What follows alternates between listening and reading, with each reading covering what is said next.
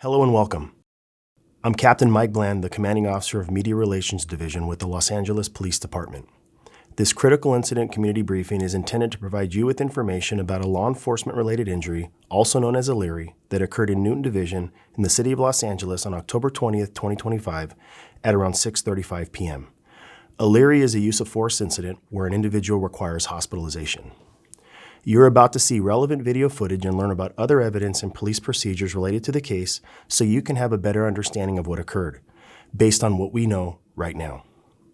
The LAPD conducts very thorough use of force investigations, which typically require investigators to interview multiple witnesses, view countless hours of video footage, and analyze a considerable amount of forensic evidence. We are still at the very early stages of this investigation, which can often take up to a year to complete, and our understanding of the incident may change as this additional evidence is collected, analyzed, and reviewed. We also do not draw any conclusions about whether the officers acted consistent with our policies and the law until all the facts are known and the investigation is complete. A word of caution. The images and information you are about to see may be disturbing. When a police officer uses force to arrest a suspect or defend against an attack, it can be graphic and difficult to watch. In addition, there may be strong language used by those shown in the video. As such, viewer discretion is advised, especially for young children and sensitive viewers.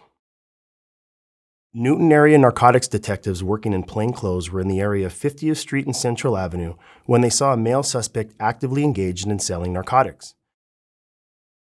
That suspect was later identified as Tony Jackson. The detectives initiated an investigative stop, detained Jackson, and ultimately placed him in handcuffs. Moments later, and while still handcuffed, Jackson ran away and attempted to flee on foot. The detectives pursued Jackson, and a short distance later, while attempting to grab Jackson's shirt, a detective made physical contact with Jackson's back, causing him to fall to the ground. Following the fall, Jackson was taken into custody.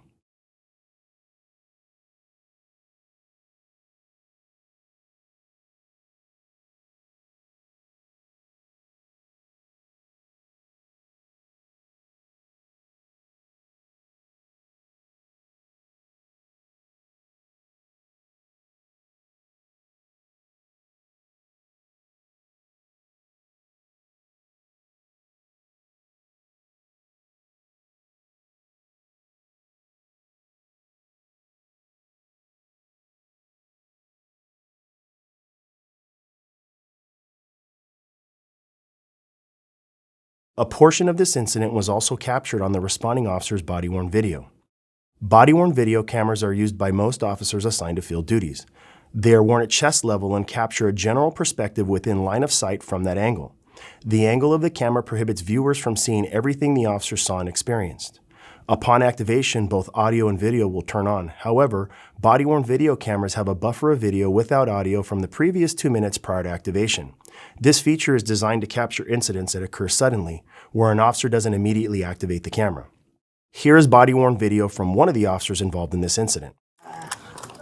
What the fuck you run for, man? Get up, man. I bust my. Get up. I bust my head. Get up. You be alright. Shouldn't have ran. Come on, sit up. Come on, stand up. 1, 2, 3. I bust Walk this way. Come on. And lean him up over there in the shot. my head, bust. After being taken into custody, Jackson complained of pain to his shoulder. As a result, he was transported to a local hospital to be treated for the injury. While there, medical staff determined that Jackson's complaint of pain would require admittance to the hospital. Department policy defines any force option which results in an injury requiring hospitalization as a categorical use of force. In accordance with that policy, LAPD's Force Investigation Division assumed responsibility for this investigation upon learning that Jackson required hospitalization. Prior to being transported to the hospital, narcotics detectives recovered multiple bundles of cocaine from Jackson and booked them as evidence. Jackson was absentee booked and arrested for being in possession of cocaine base for sale. Criminal charges are still pending. Tony Jackson is a 29-year-old resident of Colton. In the next several months, the LAPD will continue to investigate and analyze this incident. We will continue interviewing any new witnesses that may come forward and complete any forensic tests as new evidence is found. After the investigation is complete, our Critical Incident Review Division will forward their findings to the Chief of Police, who will make his recommendation to the Civilian Board of Police Commissioners. The board will evaluate the evidence to determine whether the officer's tactics and use of force in this instance met the high standards expected of all LAPD officers. Additionally, the Office of the Inspector General will conduct a parallel and independent review of the investigation and will provide its recommendations to the board. If you would like more information on how the LAPD investigates all serious use of force incidents, I encourage you to visit lapdonline.org, where you can find the LAPD's use of force, policy, and procedures.